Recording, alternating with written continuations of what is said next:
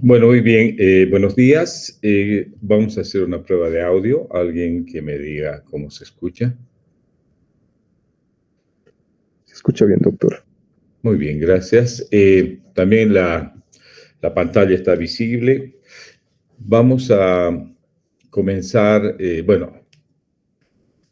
otra vez revisando el caso que estamos analizando y desarrollando el tema a propósito, ¿ya? Vamos a volver a leer la historia clínica.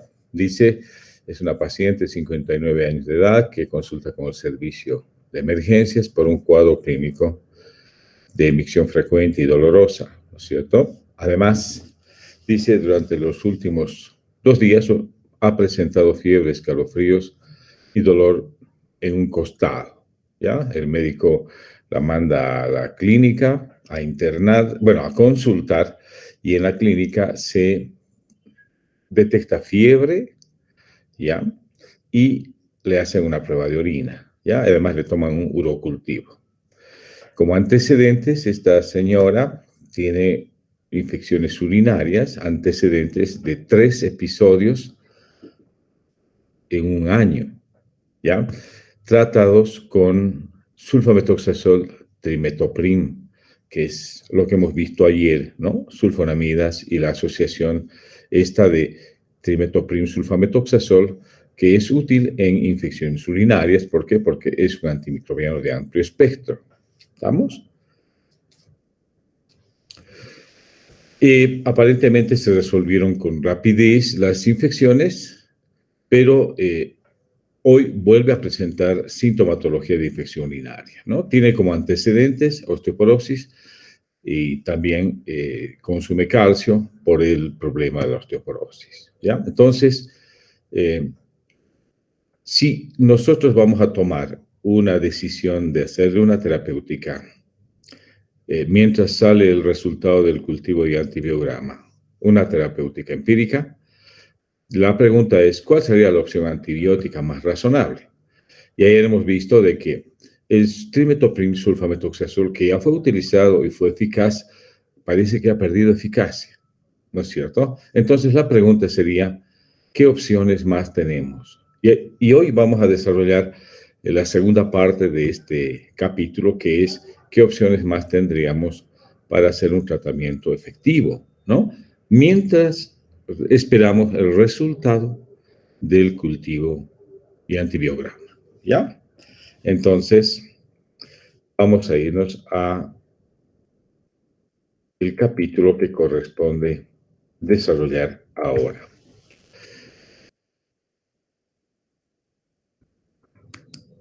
que son los inhibidores de la DNA girasa, ¿ya? Quizás la respuesta a nuestra pregunta esté acá, ¿listo?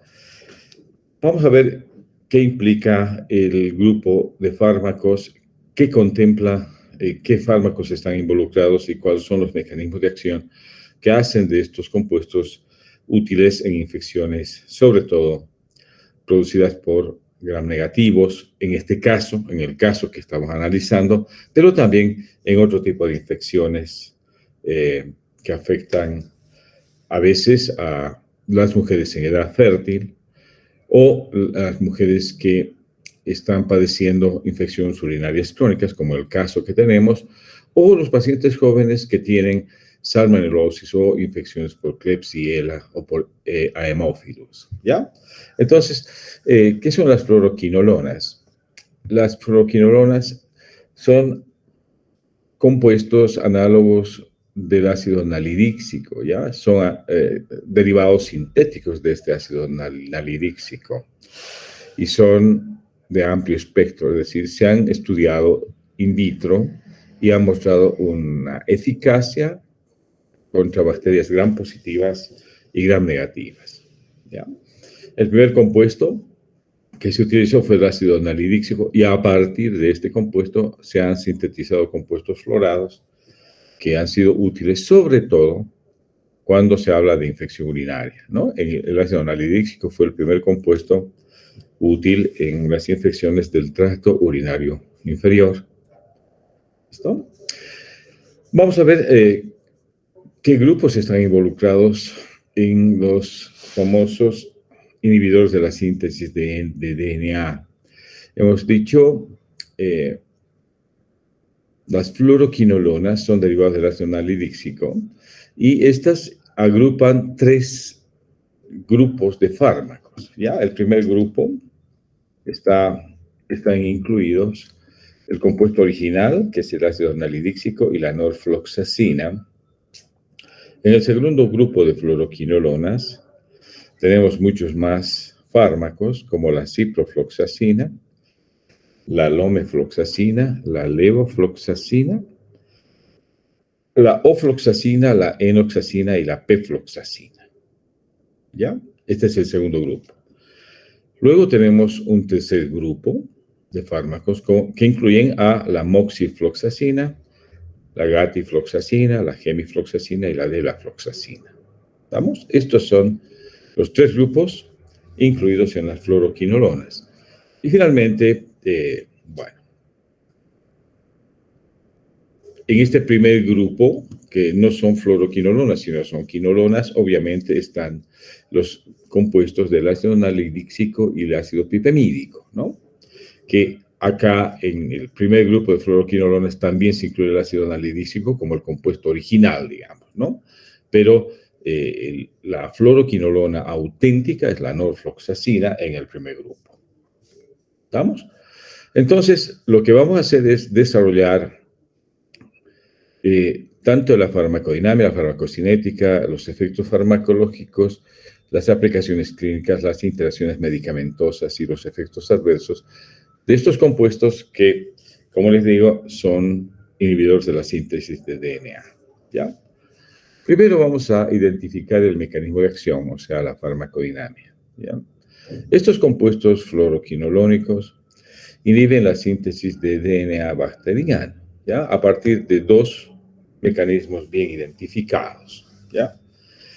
Primero, inhiben la síntesis de DNA a partir de la inhibición enzimática de la topoisomerasa 2, que es la DNA girasa. Esta enzima impide o sea, normalmente es la que tiene que ver con la relajación y el enrolamiento, digamos, de lo que se necesita para la transcripción genética, ¿ya? Al inhibirse esta topoisomerasa, se impide esta relajación, por lo tanto, es eficaz este mecanismo para inhibir el crecimiento de gram negativos, ¿ya? O sea, ese sería el principal mecanismo de acción que permite actuar sobre gram negativos. Y además, las fluoroquinolonas tienen otro mecanismo que es la inhibición de la topoisomerasa 4. ¿Ya? Obviamente, cuando hay esta inhibición, se interfiere con la separación del DNA cromosómico y obviamente esto afecta más a las gram positivas. ¿Estamos? Entonces, los fármacos fluoroquinolónicos tienen este doble mecanismo de acción. ¿Ya? Algunas predominantemente inhiben la topoisomerasa 2.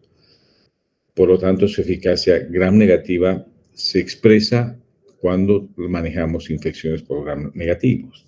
¿Ya? Y algunas otras fluoroquinolonas tienen mayor preponderancia porque inhiben la topoisomerasa 2 y obviamente actúan más sobre bacterias gram positivas. ¿Ya? El único fármaco que escapa un poco a esta predominancia es la delafloxacina, ¿ya? Este compuesto, que es una fluoroquinolona del tercer grupo, es un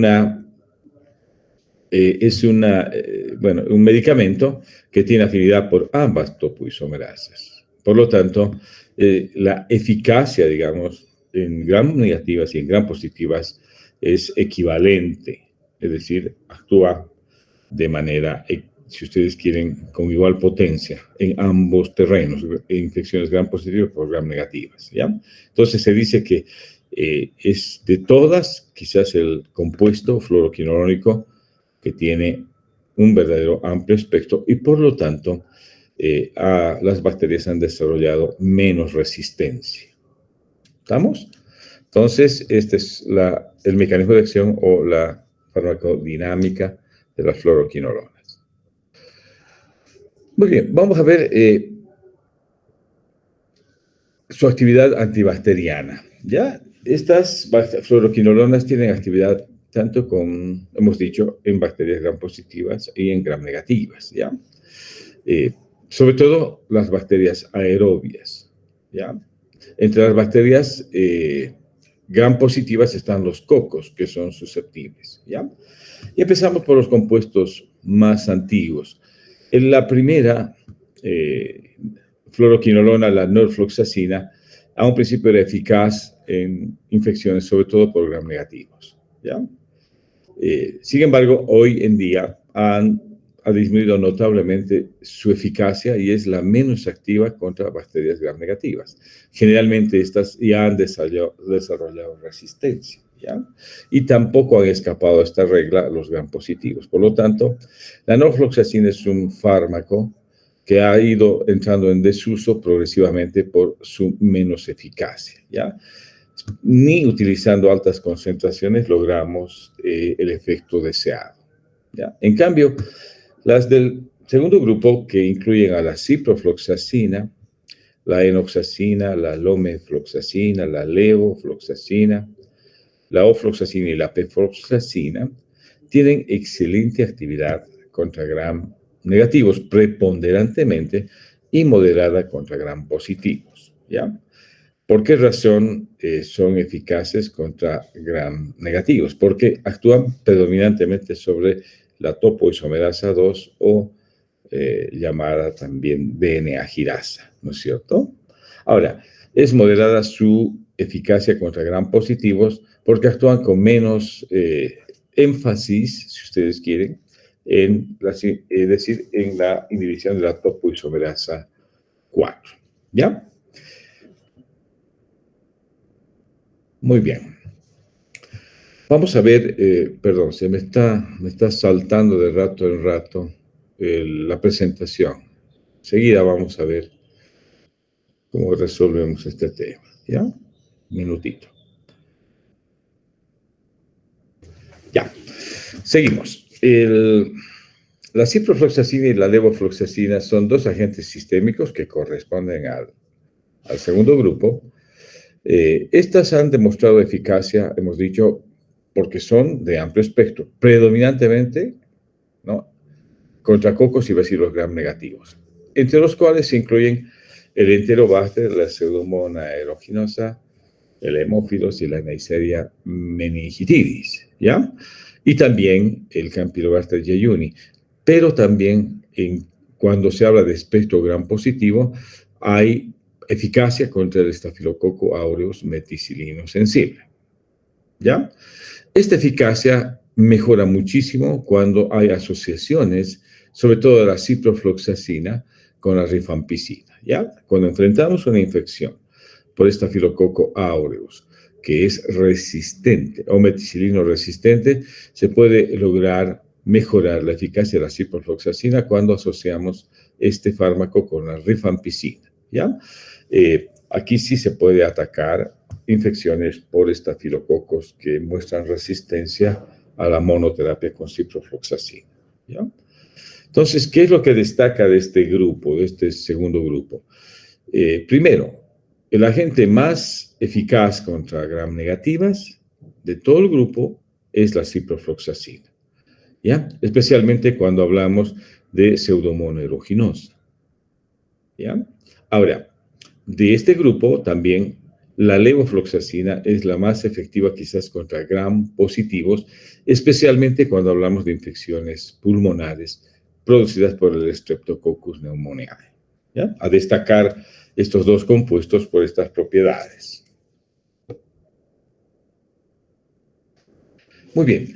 Del tercer grupo tenemos fármacos que tienen actividad antibacteriana mejorada contra gram positivos, ¿no? Hemos dicho, ¿por qué? Porque el mecanismo de acción así lo permite. Están la gatifloxacina, la gemifloxacina, la moxifloxacina y la delafloxacina.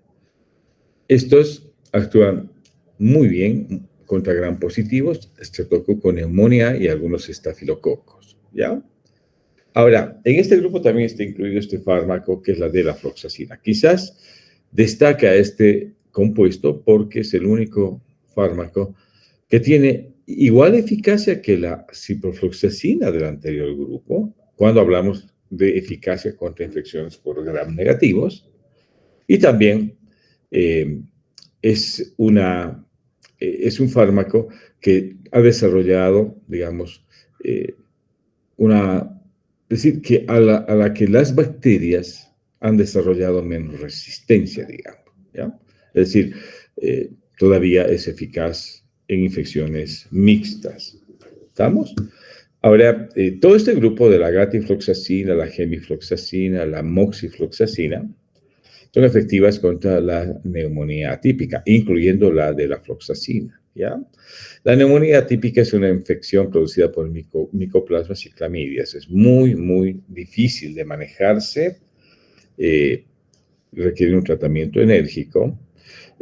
Por lo tanto, esta eficacia está demostrada. Además, este grupo también es efectivo cuando hablamos de infecciones por legionela, que es también responsable de la neumonía típica. Han sido también incluidos por su eficacia gram positiva, sobre todo, para el manejo de las neumonías, ¿ya? Y también infecciones por micobacterias en esquemas de segunda línea están incluidas las quinolonas en infecciones por tuberculosis y por Mycobacterium avium. ¿Estamos? Ahora, de todo este grupo de fármacos, la moxifloxacina, esta ha mostrado cierta actividad contra anaerobios. ¿Estamos? Y la gatifloxacina es quizás el compuesto que ha mostrado mayor toxicidad, por lo tanto, solamente hoy en día en Estados Unidos y en algunos otros países es utilizado por vía tópica cuando hay infecciones oculares. Sin embargo, en otros países todavía está disponible para su uso sistémico. Muy bien, estamos viendo ya el tercer grupo de las quinolonas, ¿ya? El gran problema es que el uso irracional de medicamentos ha hecho de que se desarrolle resistencia, ¿ya? Esto iba a pasar tarde o temprano, ¿no es cierto? Ya les digo, cuando un fármaco sale al mercado y tiene recomendaciones precisas, empieza a distorsionarse su manejo porque a veces el marketing que hacen las compañías que fabrican o envasan compuestos o fabrican, investigan y desarrollan compuestos, hace de que el médico vaya poco a poco resbalando hacia la parte de marketing más que al uso racional de antimicrobianos. Las fluoroquinolonas en realidad fueron desarrolladas para infecciones donde había resistencia demostrada a otros antimicrobianos. Es decir, era un recurso que era eficaz en casos necesarios, pero no fueron desarrolladas para tratar como fármacos de primera línea para infecciones comunes que pueden responder a otros antimicrobianos. ¿Listo? Entonces, el uso irracional, la prescripción rápida, el uso empírico ciego y la automedicación han atentado muchísimo con la eficacia de las fluoroquinolonas y se ha desarrollado este mecanismo que es preocupante, ¿ya? Que es la resistencia. Entonces, cuando hacemos una terapia con cualquier compuesto fluoroquinolorónico, vamos a ver de que la eficacia es menor por la presencia de gérmenes resistentes, tanto los estafilococos, que son gram positivos, como gram negativos, como la pseudomonas y la Serratia marcescens, ¿ya?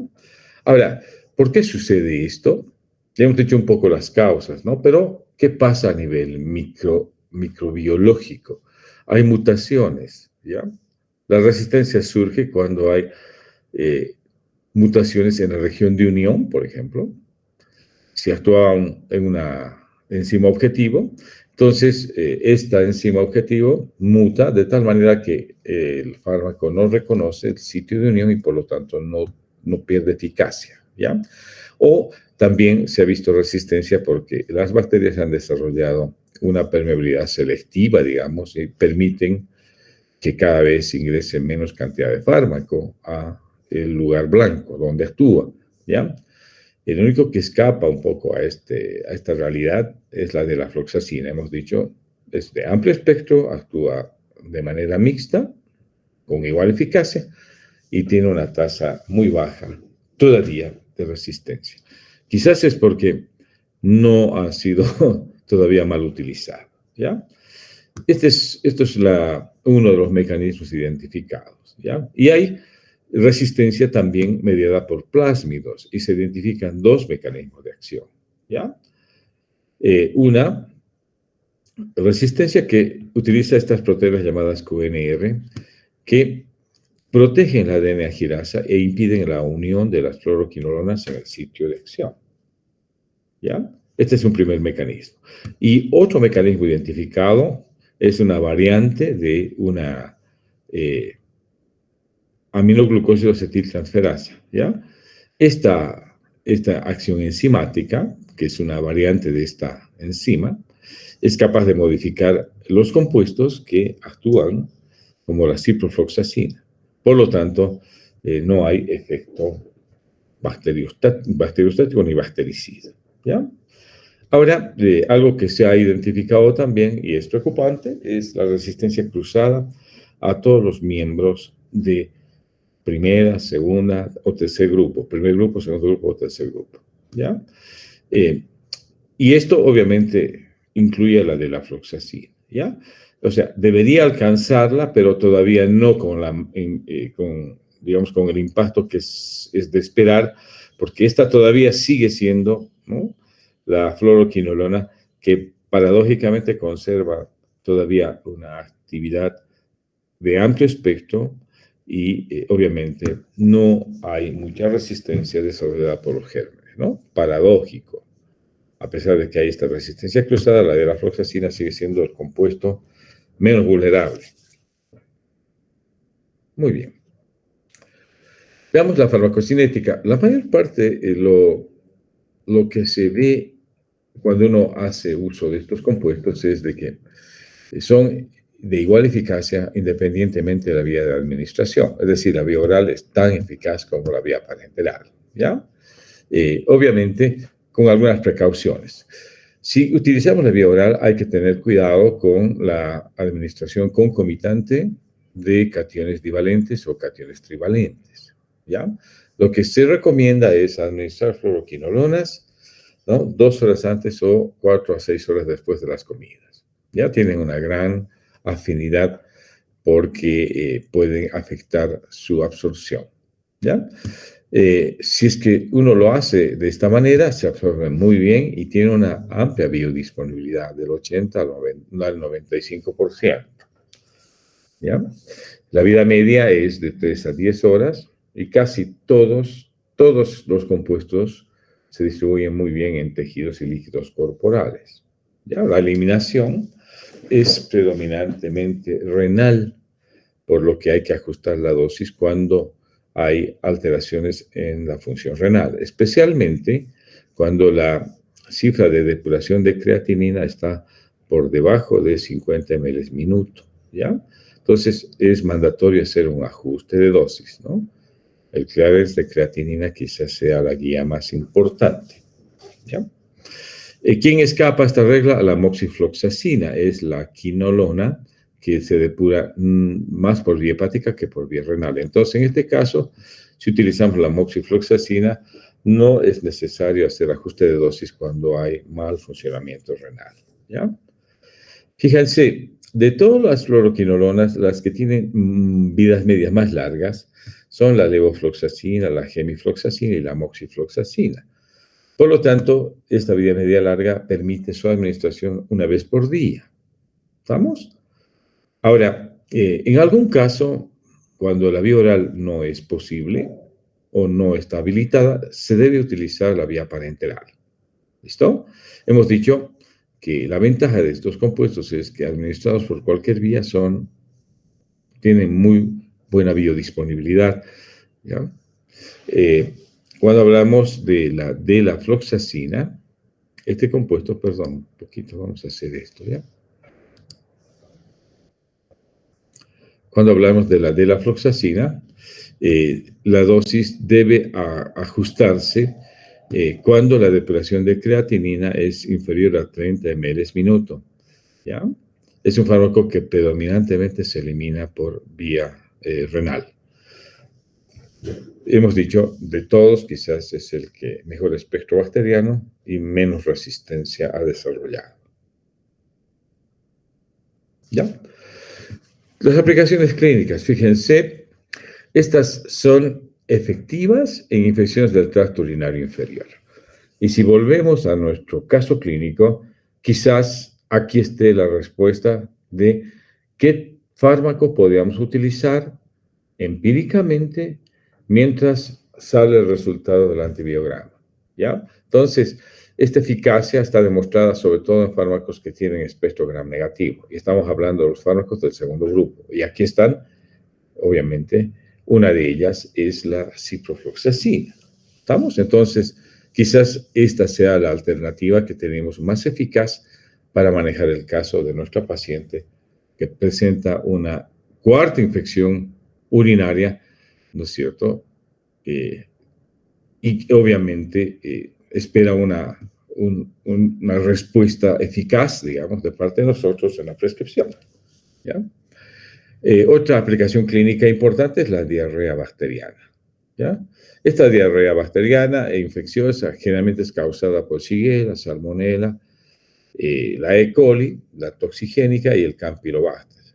Entonces, es muy eficaz cuando hablamos de tratamiento de las diarreas infecciosas, utilizar las fluoroquinolonas. ¿Estamos? Pero yo les digo, siempre y cuando haya guía de cultivo y antibiograma. ¿No es cierto? Muchas de estas infecciones responden bien a las sulfonamidas y al trimethoprim. Pero cuando hay resistencia a este primer recurso, se puede pensar, sí, en utilizar fluoroquinolonas con este propósito. ¿Ya? Ahora, también son útiles en infecciones que se presentan en tejidos blandos, huesos y articulaciones. ¿Estamos? Nosotros los cirujanos utilizamos cuando hay infecciones intraabdominales, ¿no? Apendicitis aguda perforada, peritonitis, bueno, de diferentes causas, son excelentes recursos y utilizamos la vía parenteral, ¿no? Una vez que hemos hecho la resolución quirúrgica, utilizamos un esquema antimicrobiano agresivo que incluye las fluoroquinolonas para prevenir las complicaciones como los abscesos residuales, ¿no ven? Espera un ratito.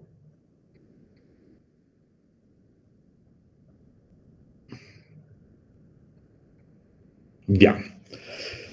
También han mostrado eficacia clínica en las infecciones del tracto respiratorio.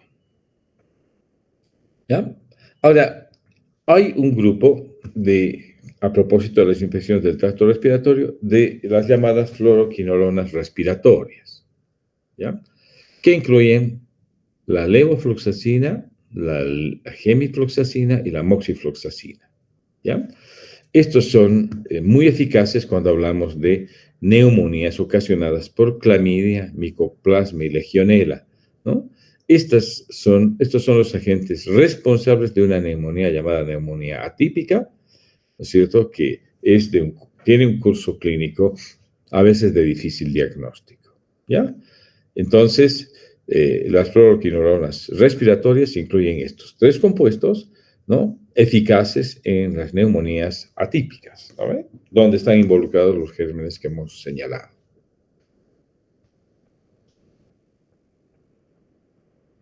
Muy bien. Seguimos con las aplicaciones clínicas. Algunos compuestos como la gemifloxacina se pueden utilizar asociadas con la citromicina o utilizando con ceftriaxona, que es una cefalosporina de tercera generación, puede asociarse a la gemifloxacina y puede ser eficaz en infecciones gonocócicas, ¿ya? Quizás las infecciones gonocócicas son las infecciones más comunes en el planeta, ¿ya? Son las infecciones más frecuentes identificadas en el planeta Tierra. Entonces, la gemifloxacina es eficaz, sobre todo cuando está combinada con la citromicina o como alternativa combinada con la ceftriaxona para tratar infecciones gonocócicas. Obviamente, las infecciones gonocócicas antes se manejaban quizás de manera, digamos, empírica, muy fácilmente, pero con la resistencia creciente que ha mostrado esta enfermedad, quizás la mejor guía de utilizar monoterapia o terapéutica asociada es bajo el cultivo y antiviral, ¿no es cierto? En general, la gemifloxacina tiene protagonismo cuando se utiliza bajo esta guía, ¿ya? Ahora, la cipro, la levo y la moxifloxacina son fármacos de segunda línea en la tuberculosis, ¿ya? Ya vamos a ver, es el tercer capítulo que vamos a desarrollar con ustedes a partir de la siguiente semana. Es preocupante la aparición de tuberculosis multidrogoresistente, sobre todo aquellas tuberculosis o infecciones por micobacterias que son resistentes a los fármacos de primera línea. ¿Ya? Entonces, las fluoroquinolonas han sido incorporadas en este grupo de fármacos alternativos. ¿Ya? Otra cosa que sí preocupa también es el estado de portador de meningococos.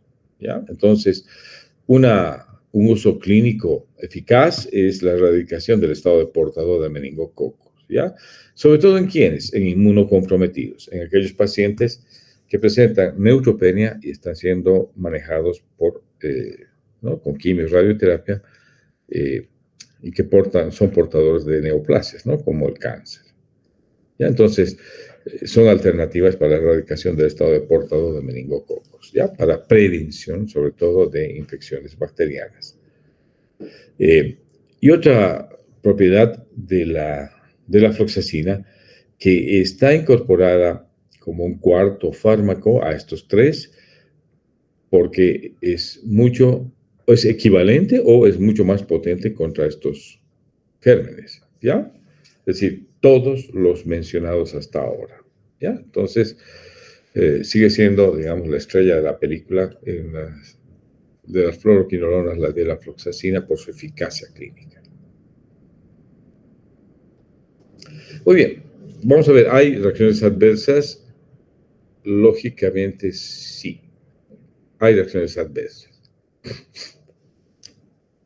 Hay náuseas, vómitos, diarrea, hay erupciones cutáneas, hay alteraciones de la función hepática, hay fotosensibilidad, ¿ya?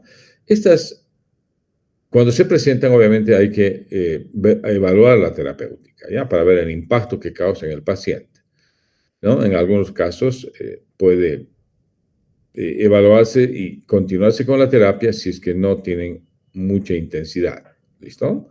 Hay que monitorizar la función hepática, sobre todo enzimas hepáticas, para ver, digamos, es decir, qué impacto tiene en el tema del metabolismo, ¿ya? Y también desarrollan los que consumen fluoroquinolonas fotosensibilidad.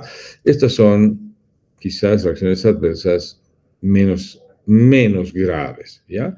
Hay algunas que son más graves, ¿listo? Como la prolongación del intervalo QT, especialmente con la gatifloxacina, la levofloxacina, la gemi y la moxifloxacina, ¿listo?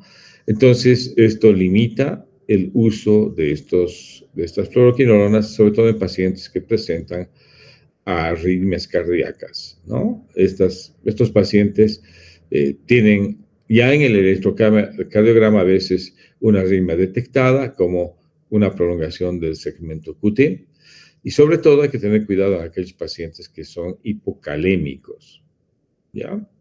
Y menos todavía recomendable es utilizar en los pacientes que toman antiarrítmicos, sobre todo aquellos antiarrítmicos de la clase 1A, ¿ya? Otra reacción adversa identificada es la gatifloxacina, que ya no está vigente. Hemos dicho que se utiliza solamente por vía tópica, porque puede producir hiper o hipoglicemia en pacientes diabéticos, ¿ya? La hipoglicemia puede ser a veces grave en pacientes que toman hipoglicemiantes orales, ¿ya? Hay otras reacciones menos frecuentes, pero que también son, digamos, importantes. La artropatía y el daño al cartílago del crecimiento inhabilita el uso de estos compuestos en menores de 18 años.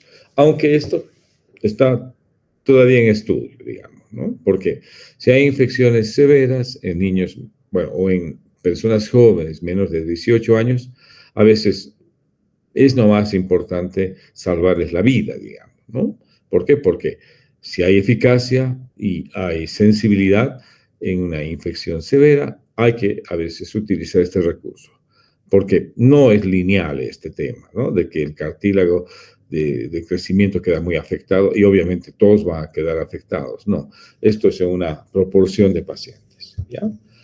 Pero está mencionado esto como un efecto adverso, ¿ya? La tendinitis, esto hay que tener mucho cuidado, sobre todo en los pacientes con edad avanzada, ¿no? Algunos pacientes que todavía hacen actividad física y, bueno, ya cargan muchos años encima. Esto puede relacionarse con la ruptura del tendón de Aquiles. ¿Estamos? ¿Ya? Sobre todo en pacientes que consumen esteroides o pacientes que presentan insuficiencia renal. Hay que tener mucho cuidado, ¿ya? En estos puede sí ser severa la tendinitis y puede haber la ruptura del tendón de Aquiles. Y una cosa que sí preocupa es la neuropatía periférica persistente o permanente. Esto puede ser muy grave en pacientes, sobre todo que reciben altas dosis y por periodos prolongados de tratamiento. Muy bien. ¿Ya? Y quizás hasta acá el panorama actual, digamos, ¿no? Hay nuevas fluoroquinolonas que están siendo investigadas y obviamente algunas ya han sido aprobadas, ¿ya? Eh, y esto hace de que la investigación contribuya con la generación de nuevos fármacos, sobre todo ante la resistencia creciente, ¿no ve? Pero quizás esta no sea el final de la historia, digamos. Estábamos en casi lo mismo, ¿no ve? Resistencia, más fármacos, al poquito tiempo, resistencia a sus fármacos y vienen nuevos fármacos. Y así no terminamos nunca, ¿no es cierto? ¿Qué hay de nuevo en el panorama de las fluoroquinolonas? Están, aparte de la floxacina, la finafloxacina y la sabofloxacina. Son nuevas fluoroquinolonas que están ya mostrándose algunos ya aprobadas y obviamente están ya siendo mejor, digamos, en la farmacovigilancia, siendo estudiadas en cuanto a eficacia clínica en infecciones, obviamente, donde ya se desarrolló resistencia a las antiguas fluoroquinolonas. ¿Listo? Hay muchos estudios que están todavía poniendo a prueba estas fluoroquinolonas. Obviamente, algunas ya han sido aprobadas, ya son comercializadas, pero obviamente a un principio quizás los laboratorios desarrollan estudios comparativos para ver cuán eficaces son. ¿Ya? La finafloxacina y la sabofloxacina son nuevas fluoroquinolonas que ya han sido aprobadas y que obviamente están a la venta para su uso racional. ¿Estamos? Y finalmente, vamos a ver cómo se puede responder a las preguntas del caso que hemos estudiado. ¿Ya? Hemos dicho que quizás el sulfamethoxazol y timetoprim ya no sea una alternativa, porque ya han habido 3 oportunidades en las que funcionaron, pero no previnieron la recurrencia. ¿No ve? Quizás una fluoroquinolona sea la respuesta, tanto la ciprofloxacina o la levofloxacina utilizada en esta paciente, sería una opción muy razonable, ¿ya? Para el tratamiento empírico hasta que llegue el cultivo y antibiograma. ¿Listo? ¿Ya? Ahora, si el cultivo y antibiograma nos da la razón, nos quedamos con el fármaco elegido, que puede ser cipro o levo, ¿ya? Pero si el resultado fuera de que al germen o la infección es producida por un germen resistente a estas quinolonas, nos queda otra opción, ¿no es cierto? La ceftriaxona, que es es un fármaco, digamos, de tercera generación, ¿no es cierto? La cefalosporina de tercera generación administrada por vía parenteral sería la opción más razonable. ¿Estamos? De todas maneras, actuaremos de una u otra manera de acuerdo al resultado del cultivo y antibiograma. ¿Listo? Entonces, esa es un poco la respuesta al caso estudio.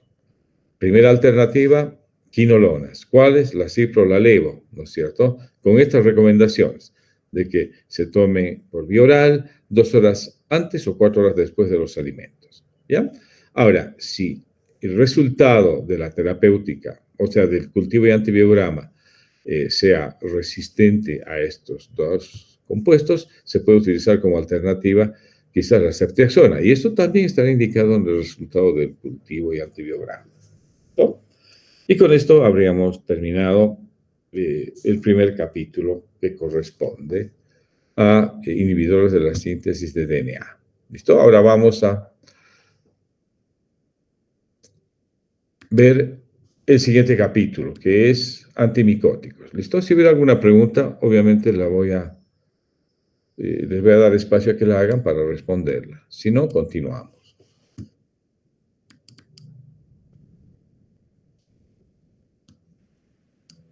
Muy bien.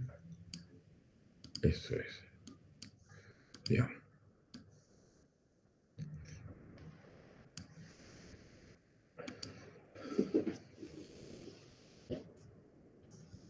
Muy bien, ¿no hay preguntas? Muy bien. Pasamos entonces al tema de antimicóticos. ¿Listo? Las micosis son infecciones que van presentándose cada vez con más frecuencia a nivel, bueno, de nuestro medio.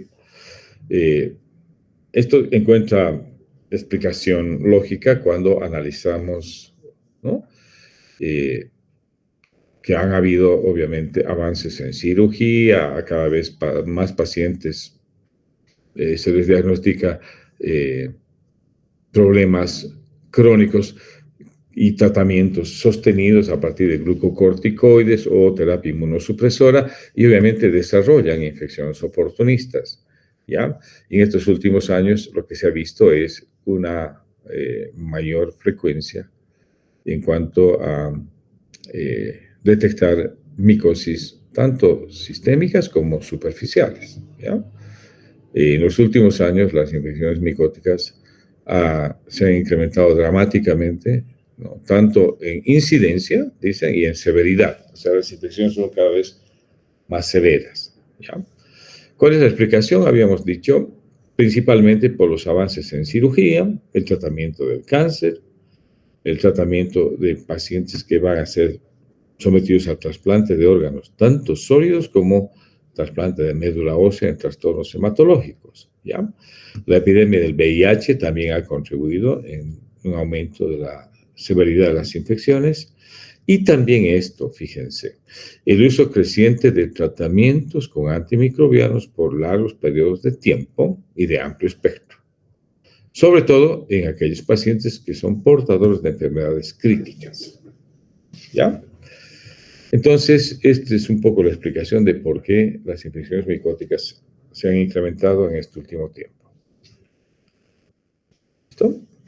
Entonces, este grupo de fármacos llamados antimicóticos o antifúngicos se clasifican en 3 categorías, ¿ya?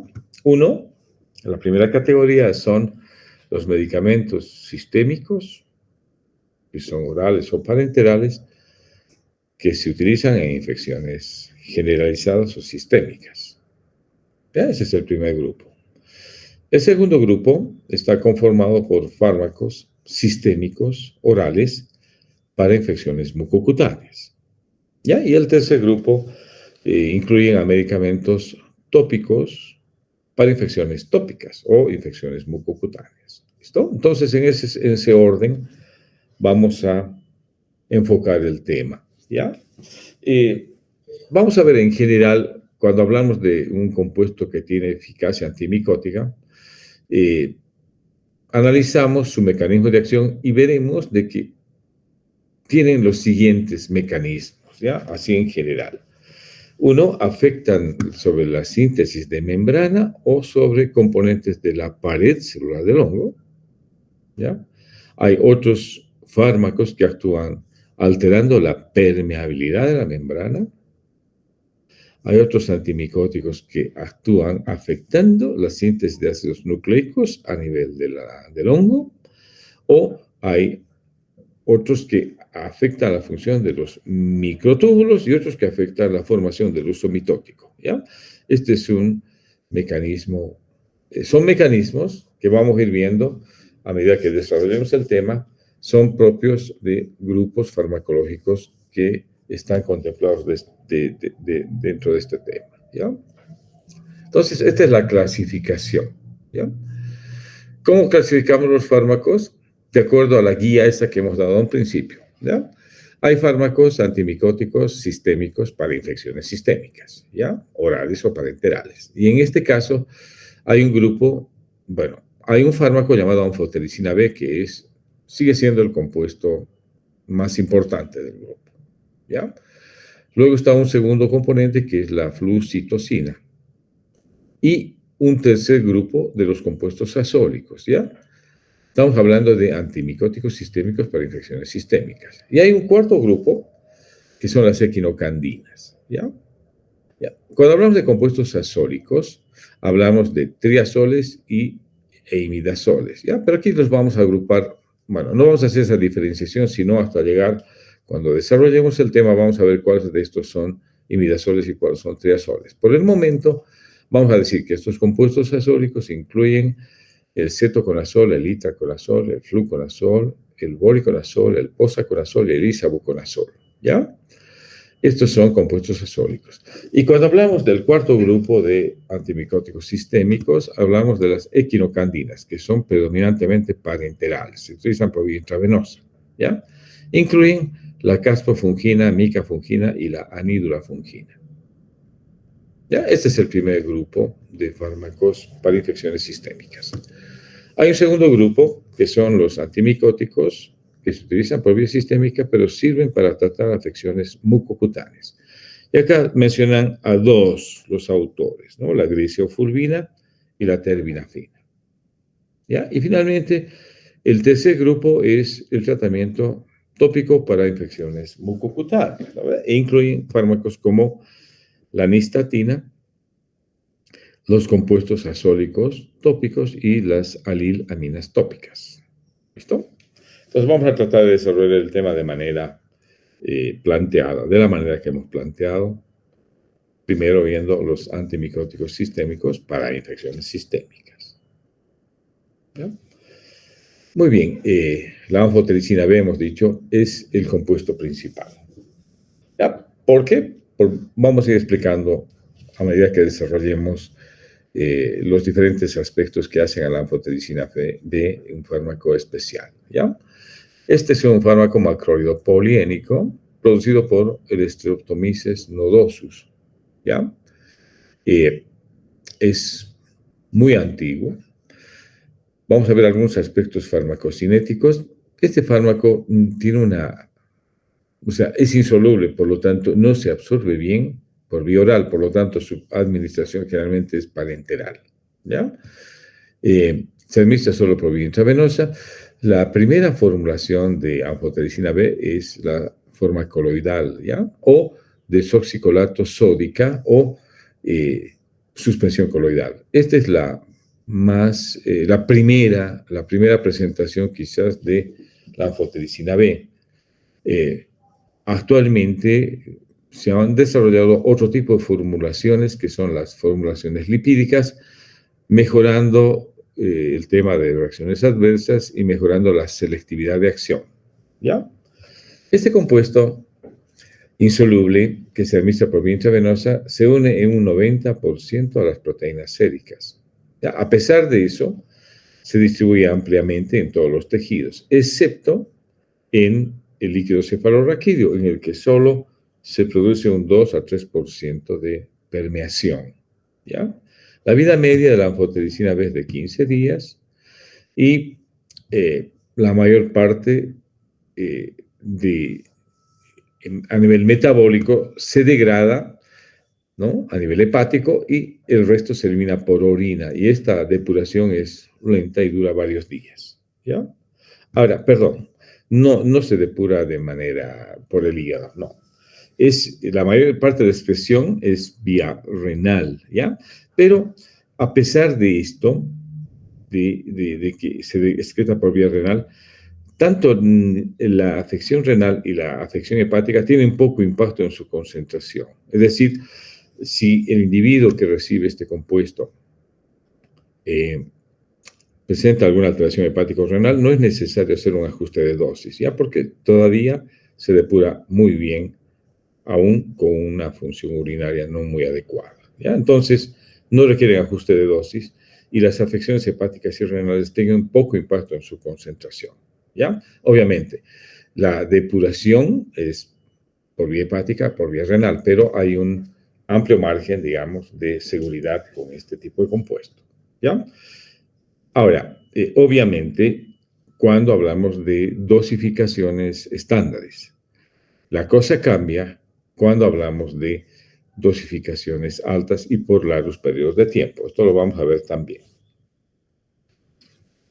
Ahora, este compuesto, la anfotericina, que es coloidal, es un fármaco que tiene muchos efectos adversos, ¿ya? Por lo tanto, que la investigación ha permitido de que se modifique la suspensión coloidal y se desarrolla esta anfotericina llamada B liposómica, ¿ya? Estas formas liposómicas de anfotericina B han logrado disminuir la toxicidad y mantener su eficacia. ¿Listo? Cuando hablamos de anfotericina B, hablamos de formulaciones liposómicas como el Ambisome, el Amfotec y el Abelset, ¿ya? Estas son las tres presentaciones más frecuentes. Obviamente son presentaciones muy costosas, pero que tienen la particularidad de haber disminuido la toxicidad sin sacrificar eficacia, ¿ya? Cuando se empaquetan en lípidos, estos compuestos mejoran la selectividad de acción, es decir, actúan más en la membrana del hongo que en las membranas de las células humanas. ¿Listo? Y además, estas formulaciones liposómicas permiten uso de dosis más grandes, sin riesgo de toxicidad, ¿ya? Muy bien. Vamos a ver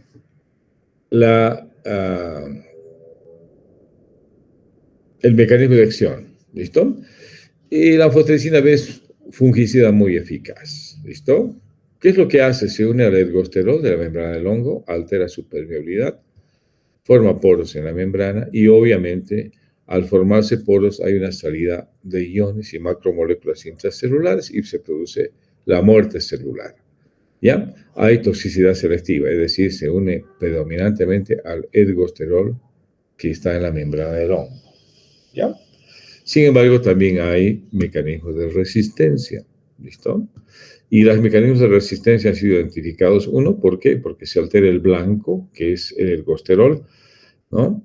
¿Por qué razón? Uno, porque hay disminución de la concentración y dos, se ha modificado la molécula de unión al ergosterol, por lo tanto, no hay eficacia. ¿Listo? Estos dos mecanismos de resistencia se han identificado para la anfotericina B.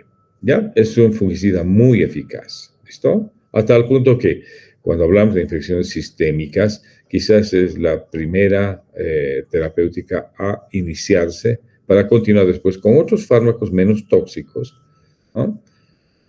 Pero a un principio es lo que disminuye eficazmente la carga micótica. Es un fármaco muy útil, ¿ya? Entonces, la anfotericina B es muy eficaz porque tiene un amplio espectro, ¿ya? Vamos a ver cuál es el espectro que tiene la anfotericina B. Primero, es muy eficaz contra levaduras, ¿ya? Cuando hablamos de levaduras, hablamos de Candida albicans y Cryptococcus neoformans, ¿ya? Responsables de muchas de las micosis sistémicas endémicas, ¿ya? Ahora, hay otros hongos que son agentes de micosis endémicas, como el Histoplasma capsulatum, el Blastomyces dermatitidis y el Coccidioides imitis. Estas micosis endémicas responden muy bien a la anfotericina B, ¿ya? Y algunos mohos patógenos también, ¿ya? Fíjense, las Aspergillus fumigatus y la mucormicosis son susceptibles a la anfotericina, ¿ya?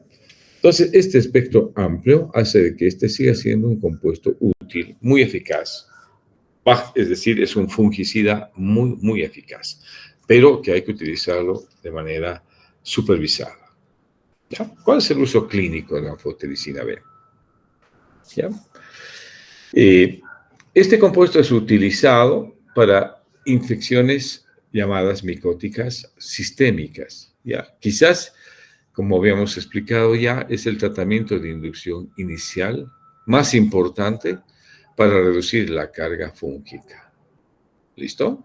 Se puede empezar a utilizar este compuesto y luego reemplazar o continuar la terapéutica con nuevos fármacos que tienen menos toxicidad, ¿ya? Ya que hablamos de los fármacos triazólicos, ¿no es cierto? ¿Ya? A un principio, la anfotericina B se utiliza en infusión lenta, que va a una dosificación de 0,5 miligramos kilogramo día. Y este es el tratamiento de inducción inicial, si ustedes quieren. ¿Ya? Ahora, ¿en quiénes se utiliza?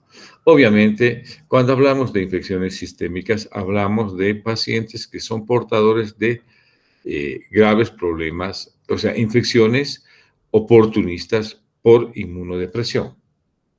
Entonces, obviamente es el tratamiento de inducción inicial en este tipo de pacientes, en inmunocomprometidos, ¿no?, que padecen neumonía o meningitis criptocócica, o padecen de infecciones diseminadas como la histoplasmosis o la coccidioidomicosis. ¿Estamos? Ya. Entonces, es el tratamiento de inducción de elección inicial en inmunocomprometidos con estas afecciones fúngicas. ¿Ya? También se administra por vía local o tópica en úlceras corneales o en queratitis. ¿Ya? Esto también afecta a los inmunocomprometidos. ¿Ya? Es también,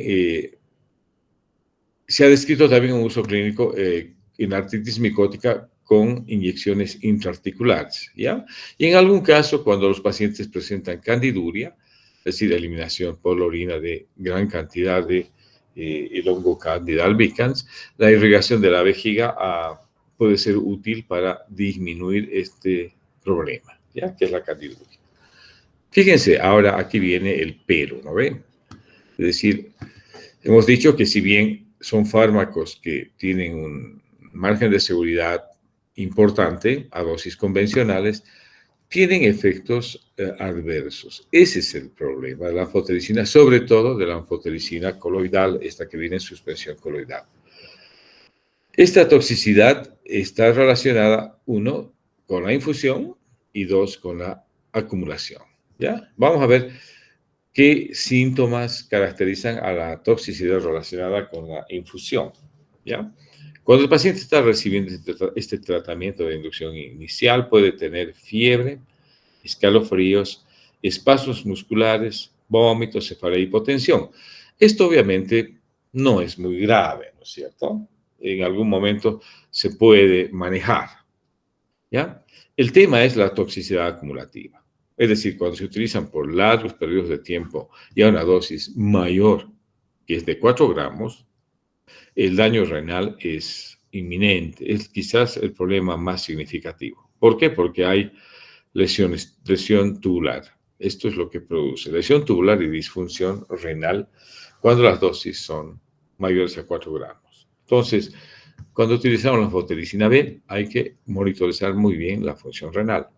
¿Estamos? Especialmente cuando los márgenes de dosificación son mayores a 4 gramos. Fíjense, y esto, bueno, dice, ¿no ve?, que habíamos dicho, las afecciones hepáticas y renales tienen poco impacto en la concentración y no requiere ajuste de dosis. Es un enunciado que es válido cuando utilizamos a menos de 4 gramos. Cuando utilizamos a una dosis mayor de 4 gramos, obviamente hay que monitorizar muy bien lo que es la función renal. ¿Vamos? Ya.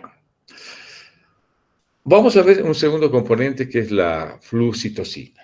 ¿Ya? La flucitosina es un análogo, seguimos en infecciones sistémicas, ¿ya? El segundo componente es la flucitosina. Es un análogo de la pirimidina, antiguo fármaco que se descubrió en 1957, un antineoplásico que bueno, no era tan antineoplásico, sino tenía más potencia antifúngica, ¿ya? Está relacionada este compuesto con el 5-fluoruracilo, ¿ya? Algunos aspectos farmacocinéticos de importancia, digamos, en cuanto a la flucitosina. Este es un fármaco que se absorbe muy bien, al contrario de la anterior, ¿no ve? Pero su espectro de acción es más estrecho, ¿ya? Este sí viene en presentación oral. La dosis planteada es de 100 miligramos kilogramo día, ¿ya? Alcanza concentraciones séricas en 1 a 2 horas, no presenta una amplia afinidad por las proteínas, ¿ya? Y sí penetra muy bien a todos los tejidos, incluyendo el líquido cefalorraquídeo. ¿Ya? La vida media establecida es de 3 a 4 horas y su eliminación es predominantemente por vía renal. La filtración glomerular es el mecanismo de eliminación, ¿ya? ¿Cuál es el mecanismo de acción descrito para este compuesto? ¿Ya? Esta flucitosina es un fármaco que es captado por la célula micótica a través de una enzima llamada citosina permeasa, ¿ya? Una vez dentro de la célula micótica, esta flucitosina se convierte en 5-fluoruracilo, ¿ya? Que a su vez se transforma en dos componentes que inhiben tanto la síntesis de DNA como la síntesis de RNA, ¿ya? El primer componente es este compuesto llamado monofosfato de 5-fluorodesoxiuridina, ¿ya? Este es un compuesto que inhibe la síntesis de DNA, ¿ya? Y el otro compuesto en el que se transforma este 5-fluoruracilo es el trifosfato de fluoridina, y es el responsable de inhibir la síntesis de RNA. ¿Ya? Este es el mecanismo de acción de la flucitosina.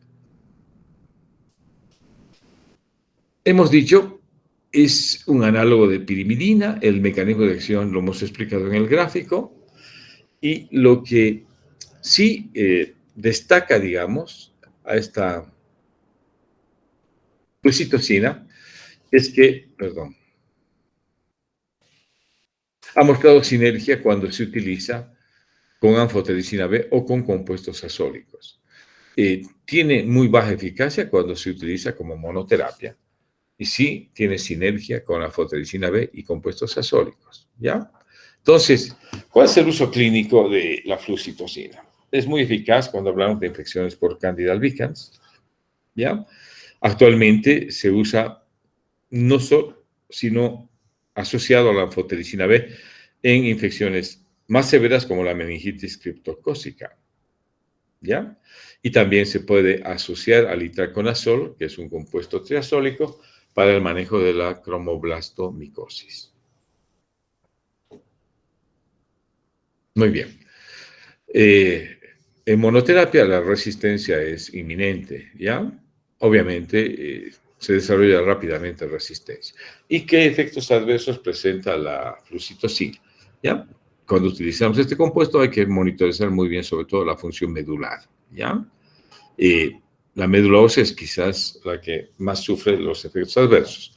Hay anemia, hay leucopenia y hay trombocitopenia, perdón.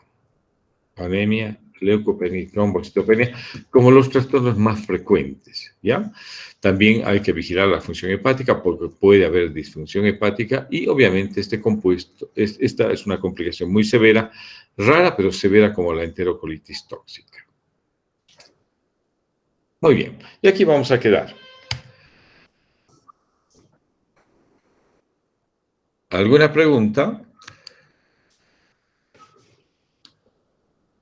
Si no hay preguntas, continuamos la siguiente semana con lo que queda de antimicóticos y también vamos a ya abordar el tema de la antimicobacterianos, donde la tuberculosis es una enfermedad preocupantemente alta en este último tiempo en incidencia y por lo tanto cada vez más difícil en su manejo multidrogo resistente, sobre todo, ¿no?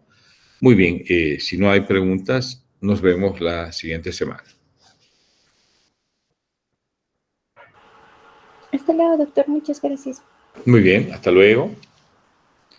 Hasta luego, doctor. Gracias. Hasta luego, que les vaya bien. Gracias, doctor. Muy bien, gusto, ¿ah? Hasta luego.